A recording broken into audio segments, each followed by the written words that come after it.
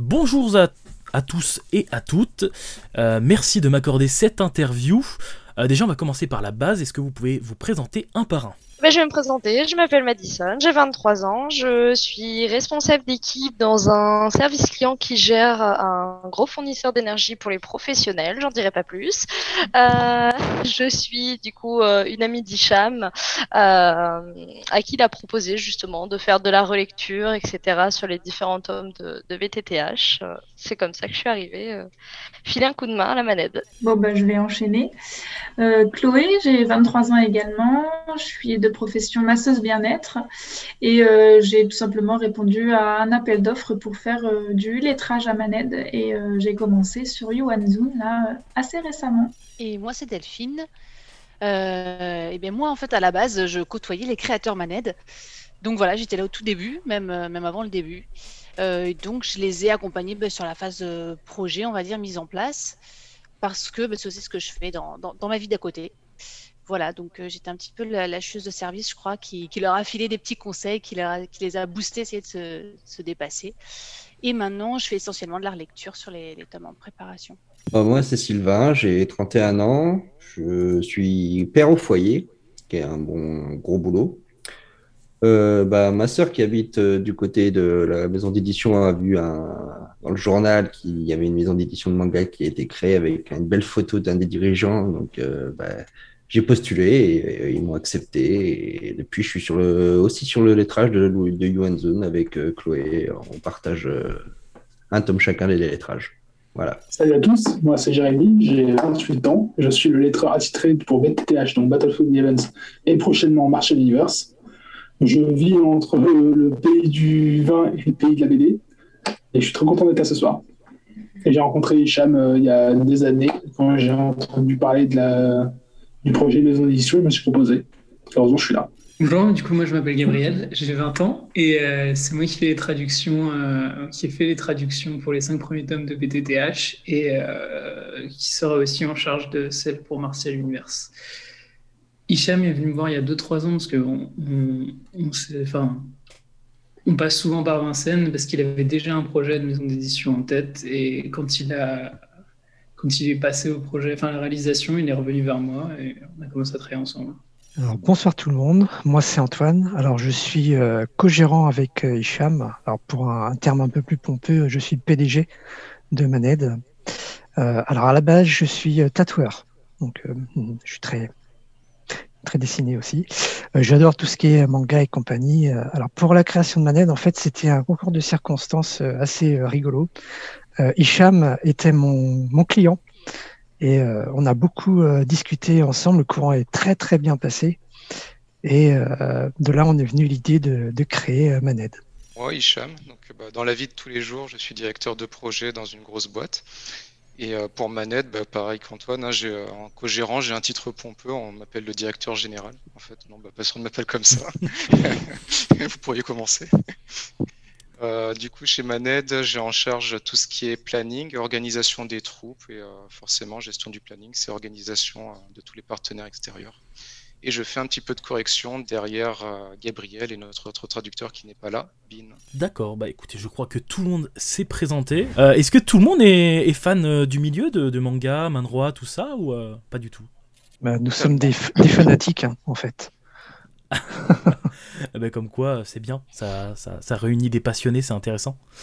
Du coup, est-ce que vous pouvez me parler un petit peu de la création de la maison d'édition, comment ça s'est passé, d'où l'idée est arrivée, voilà, comment s'est créé Maned finalement?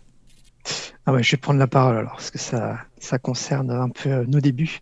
Comme je disais au début, c'est la rencontre avec Hicham qui s'est produite lors d'un rendez-vous tatouage, et on a pas mal discuté, et de là, on est venu... qu'on se revoie au mois d'août 2019. Ça a réellement commencé, je dirais, l'idée en 2019, pendant un bon repas à base de trouspinette et compagnie. Pour les Vendéens, ils se reconnaîtront. Et j'ai proposé à Hicham, et pourquoi pas, on montrait une maison d'édition. Et il m'a répondu du tac au tac, banco. Allez, et c'était parti. Ah bah dis donc, si on se disait ça à chaque repas, ça serait compliqué quand même, hein. Parce que, en fait, on est tous les deux que Génération Club Dorothée et c'est des idées qui nous traversent l'esprit depuis pas mal de temps. Moi, j'avais l'organisation de par mon métier. Par contre, bah, j'avais aucune connaissance comptable, avocat, banque. Et Antoine, il dit qu'il est tatoueur, mais il a sa boîte de tatoueur avec des employés. Donc lui, il a déjà créé sa société, il a des employés, il sait ce que c'est qu'une comptable.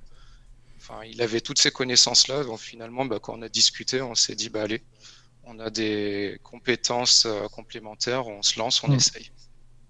Ouais, totalement. Ouais. C'est vrai que la complémentarité est tout de suite là, quoi. Ça a bien matché dès le départ. Et du coup, ce choix de travailler essentiellement dans le manga chinois, il est venu d'où? Alors, c'est pas un choix essentiel. Au départ, on était vraiment parti pour tout ce qui était BD asiatique.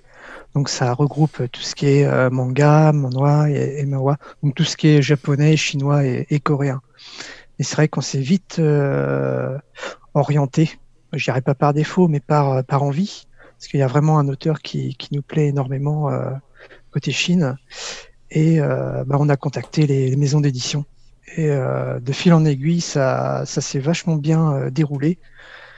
Et on a pu obtenir ce qu'on voulait, donc BTTH. Ça a pris quand même quelques mois hein, pour échanger avec la maison d'édition chinoise. Ils sont très très protocolaires là-bas.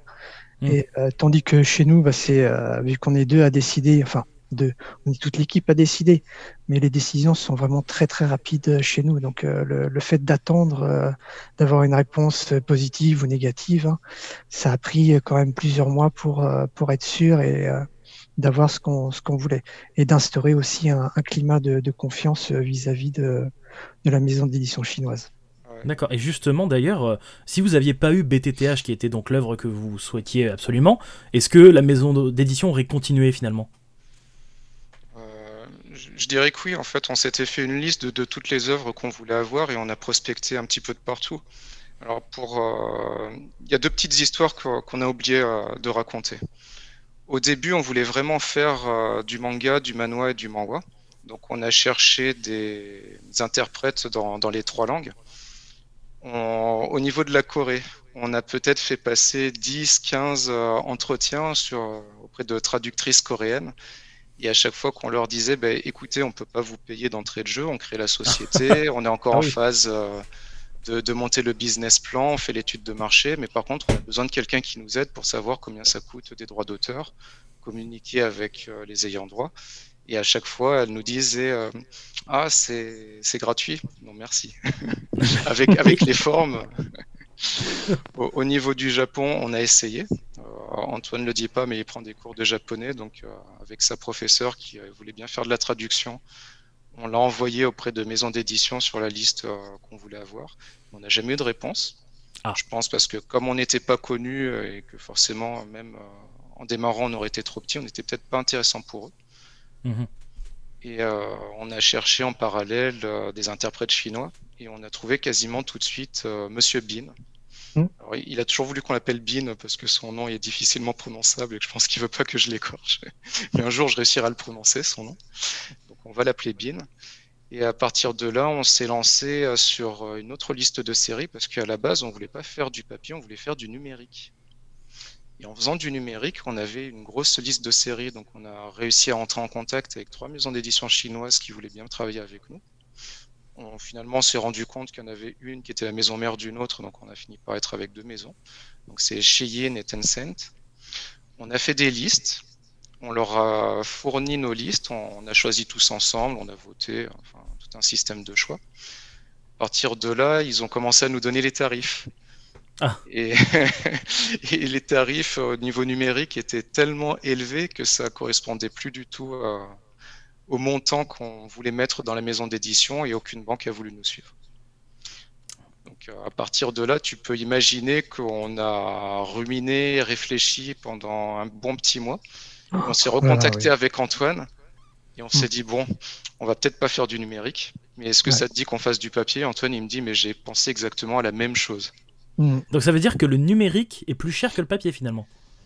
L'investissement est plus, ouais, tout à fait. Ah, ça paraît. C'est énorme. Euh, pour te donner une ordre de grandeur, un papier en droit d'auteur, c'est entre 7 et 10%, en fonction de comment tu marchandes. Le numérique, ça va se chiffrer en plusieurs milliers, voire pour un blockbuster en plusieurs dizaines de milliers, si tu veux la série complète ad vitam aeternam. D'accord.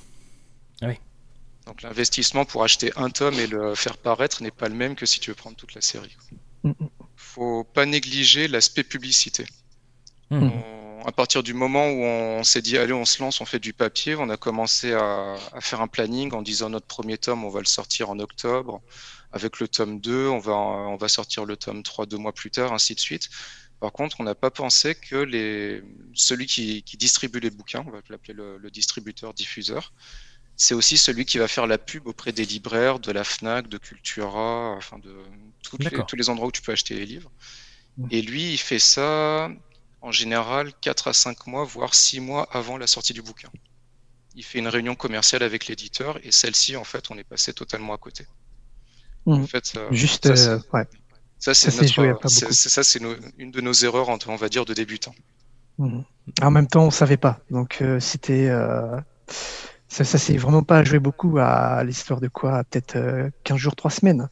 C'est ça. Mais parce que du coup, vous n'avez pas pu vous rapprocher auprès de gens qui avaient de l'expérience, peut-être? Non, parce que on va dire qu'on avait peur de se faire piquer notre idée. Ah. Parce que on lit beaucoup aussi sur Internet. C'est pas bien, faites-le pas. Bah, les trucs non licenciés en France, les œuvres non licenciées en France, pourquoi pas? Mais après, il faut soutenir l'auteur. Exactement. Voilà. Tout à fait.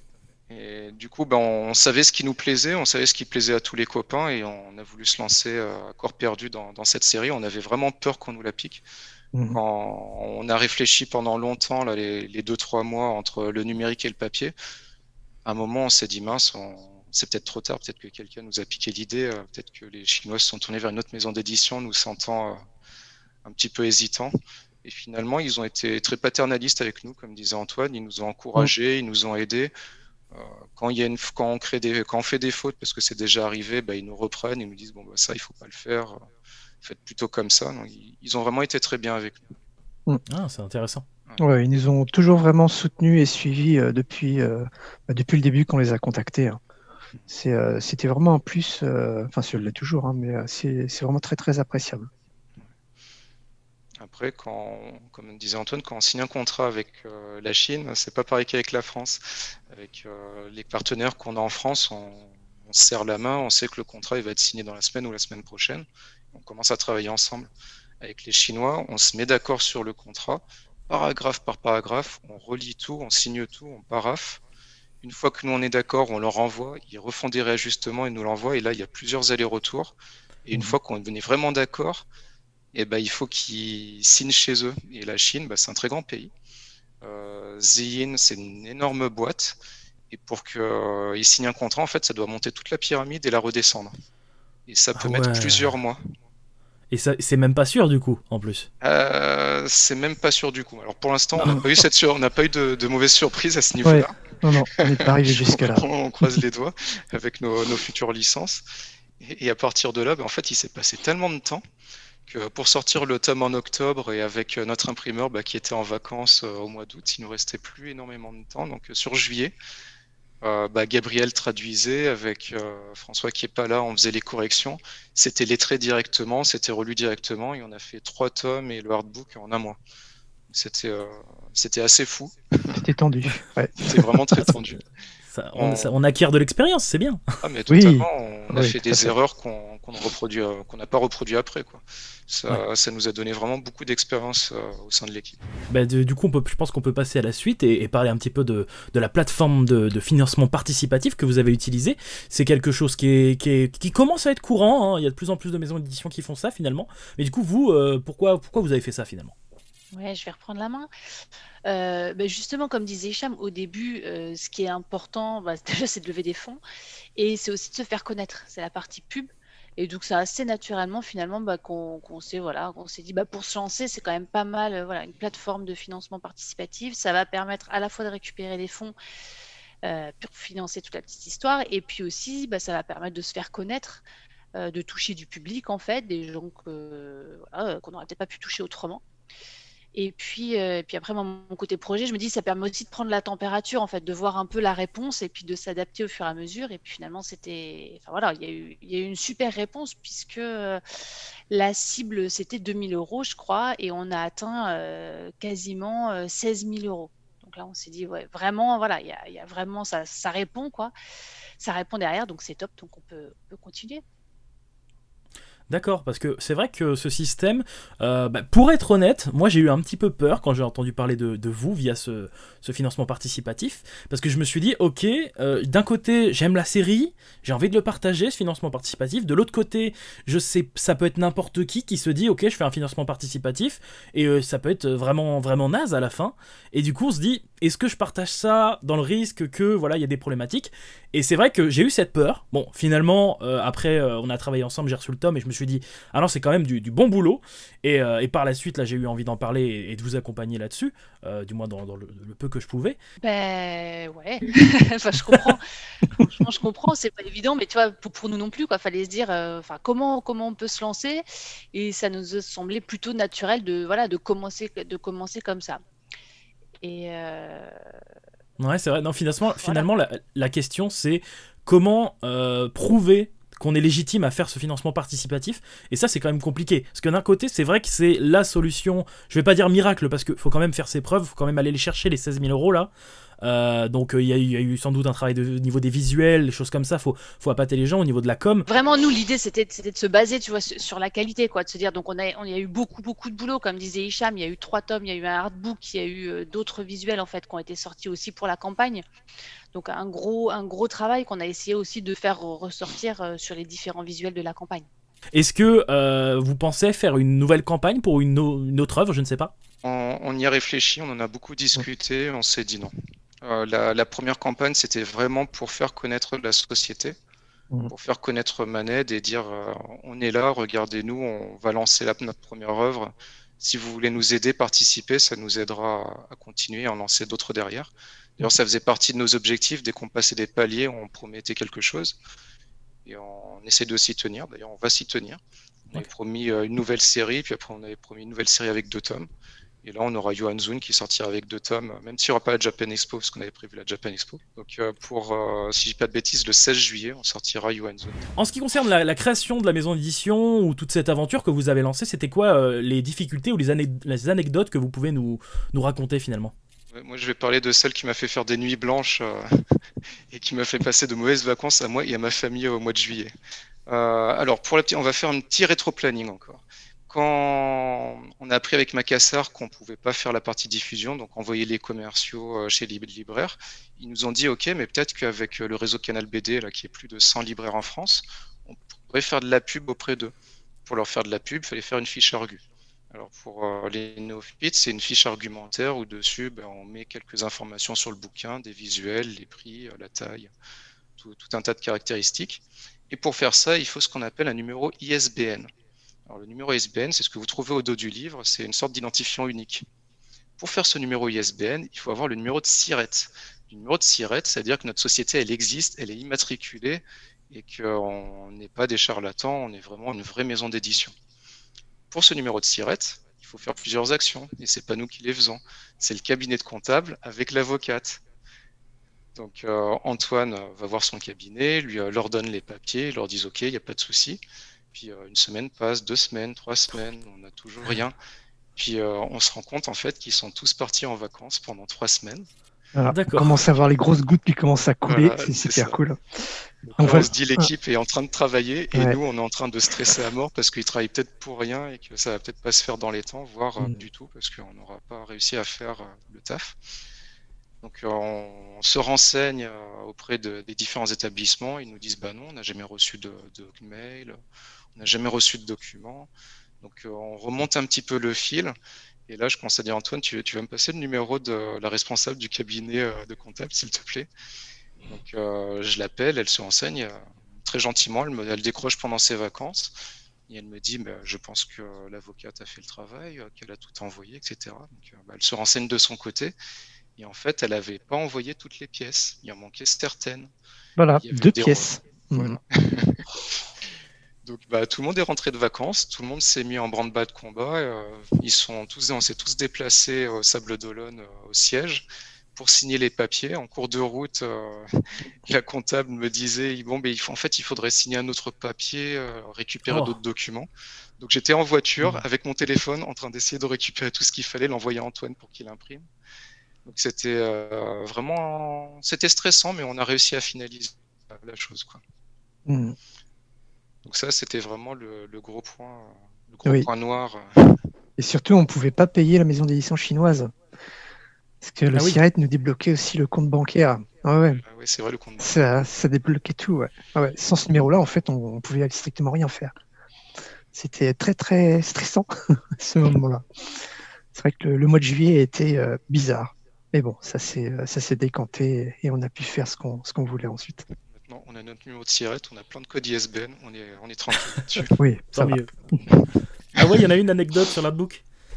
Ah bah oui, parce que l'artbook, on devait l'envoyer, je sais plus, en fin septembre ou début octobre, je crois. Oui, il est parti pratiquement 1 mois et demi plus tard.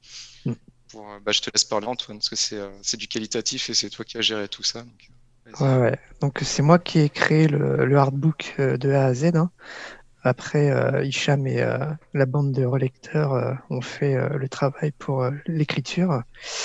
En termes de qualité, je pense qu'on n'est pas trop mal. On s'en sort plutôt bien. Alors par contre, c'était d'une lenteur. Oh là là. Alors je sais pas si c'est le côté vendéen qui fait ça, mais c'était horrible, quoi. Alors à chaque fois, on redemandait quand est-ce qu'on pourra le recevoir. Oui, la semaine prochaine. Une semaine passée, toujours rien. 2 semaines passées, toujours rien. Bon, ça commençait à pas trop nous plaire cette histoire. Puis bon, au fur et à mesure, ça passe. Et oh, miracle, on reçoit un message, les artbooks sont arrivés. Oh, ça c'est bien, nickel. Donc je cours vite à l'imprimerie. Je crois que c'était un samedi matin. Alors l'imprimerie n'était même pas encore ouverte. Ouvrait pas le samedi matin. Ils ont ouvert exprès pour nous. Et donc je vais voir, je récupère, je check vite fait, je charge ça, je reviens chez moi. Et de là, donc j'ai pu commencer à préparer les commandes. Et au fur et à mesure, plus je regardais les artbooks, et plus je me rendais compte que la qualité n'était pas spécialement au rendez-vous. Donc on a eu quelques petits soucis par rapport à ça à l'imprimeur. Donc on a réussi ensuite à se mettre d'accord et tout est revenu en l'état, on va dire. Donc tout s'est bien mis pour la suite. Et chaque contributeur une erreur de l'imprimeur, ça, du coup. Ouais, la qualité n'était pas ce que j'attendais, on va dire. Après, bien qu'elle semble vraiment très très bien. C'est pas vraiment l'imprimeur, c'est l'imprimeur a fait appel à un façonneur pour faire la couverture qui est cartonnée avec des dorures incrustées. Et le façonneur avait pas bien fait le travail, du coup il a dû tout refaire. Parlez-nous maintenant de vos licences, du coup, de ce qui arrive, de la licence BTTH, bien entendu, la licence phare pour le moment, j'imagine. Donc les péripéties à nouveau d'un jeune garçon à la base bourré, plein de talents, qui se retrouve privé de ses pouvoirs pour X raisons et qui va tenter de les récupérer. Donc on calque un peu sur l'idée de BTTH, mais les dessins sont un peu différents. L'histoire a été écrite un peu différemment aussi, et même si on retrouve la trame de fond, on peut pas les comparer en tant que tels, quoi. Et Yuan Zun vaut le détour même pour les fans de BTTH. Surtout sur la qualité des dessins. Et les dessins sont magnifiques. Mais nous, en lettrant, on était là en mode waouh. Déjà sur BTTH, on a des très beaux dessins, mais c'est vrai que sur Yuan Zun, on a un talent particulier sur les détails, vraiment, et c'est super. Après, du coup, la partie lettrage a été assez infernale pour nous deux, parce que, alors moi, j'avais déjà eu l'occasion de faire un peu de lettrage sur BTTH pour dépanner.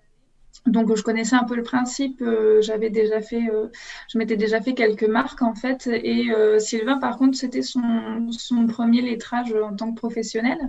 Donc, on a repris, comme c'était un nouveau tome, un nouveau projet, on a un peu tout repris depuis le début. Donc, surtout au niveau des polices, on a fait quelques changements assez drastiques par rapport à BTTH pour optimiser notre travail, optimiser utiliser la lecture. Enfin, voilà. On a fait pas mal de réunions, que ce soit avec Antoine, avec Hicham, entre nous, pour choisir les polices les plus adaptées et surtout quelques polices qui seraient potentiellement transversales sur les nouveaux projets qu'on prendrait et qui ressembleraient en tout cas dans l'univers qui serait assez similaire à UN Zone. Donc des cheveux blancs à Sylvain, plus. Des cauchemars, même des cauchemars. J'en ai fait des cauchemars des polices. Voilà, parce que il faut savoir que les polices, quand on fait un choix de police, c'est super important parce que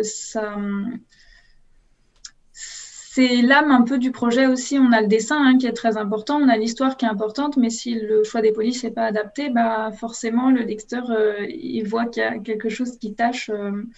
Et du coup, c'est quelque chose qui doit être fait avec le plus grand intérêt et avec beaucoup de précision parce que, en tout cas pour nous qui sommes lettreurs et qui sommes vraiment dedans, on voit tout de suite la différence.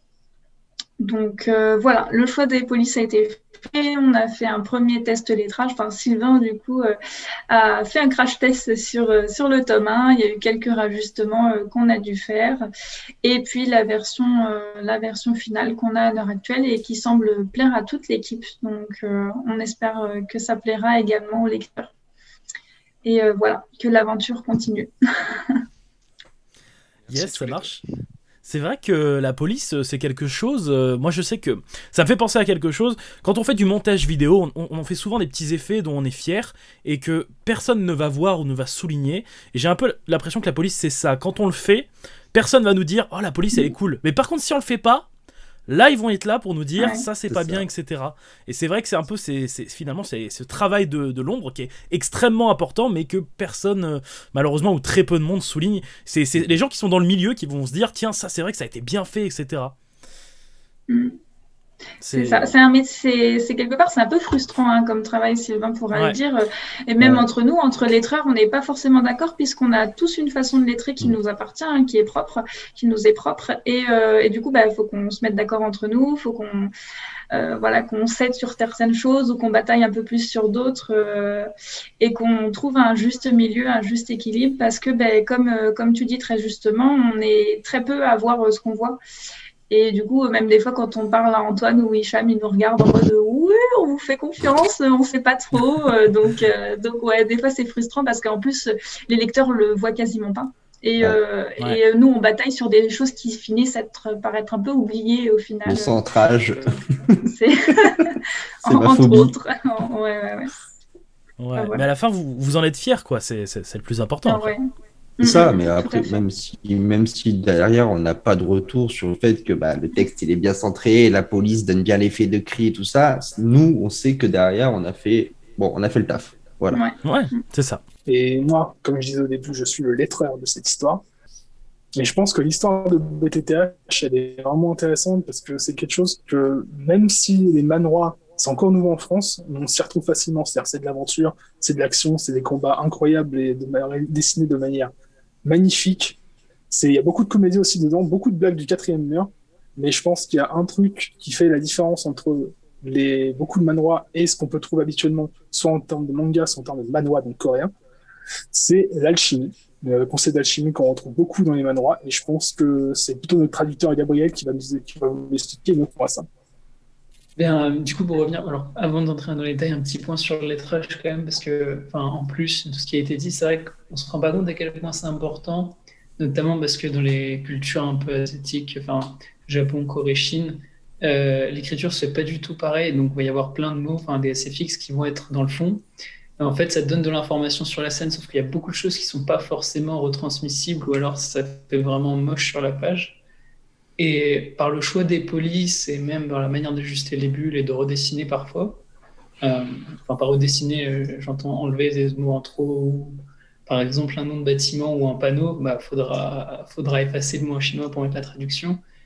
Réussir juste à retransmettre ça, c'est très très fort. Et en fait, si on le fait pas, s'il y a beaucoup de choses qui échappent en fait au lecteur, sans qu'ils se rendent compte. J'applaudis mes collègues dessus. Et pour revenir sur l'alchimie, en fait, l'alchimie, c'est... Nous, quand on dit alchimie, on pense tout de suite une culture un peu occidentale, soit pierre philosophale, soit Full Metal Alchemist, ou etc. Mais en fait, c'est, on va dire, un jeu de langage qu'on a choisi de faire. C'est pas moi qui traduis tout seul, hein, j'ai demandé les aussi. Pour voir, c'est parce qu'en fait, cette œuvre-là particulièrement, il y avait beaucoup de combats, beaucoup de choses. Elle est très orientée, très inspirée dans la mythologie et le folklore taoïste chinois. Et donc, du coup, l'alchimiste, chez nous, c'est celui qui fait des potions, pas forcément des potions, justement, c'est celui qui refine des métaux, qui va essayer de faire telle chose et qui va se purifier lui-même. Mais en fait, le taoïste de la Chine médiévale, si on peut dire comme ça, ou la Chine ancienne, il a le rôle un peu similaire où il va se purifier en faisant des élixirs à la place de purifier des métaux. Donc c'est pour ça qu'on a choisi d'approcher là-dessus. Et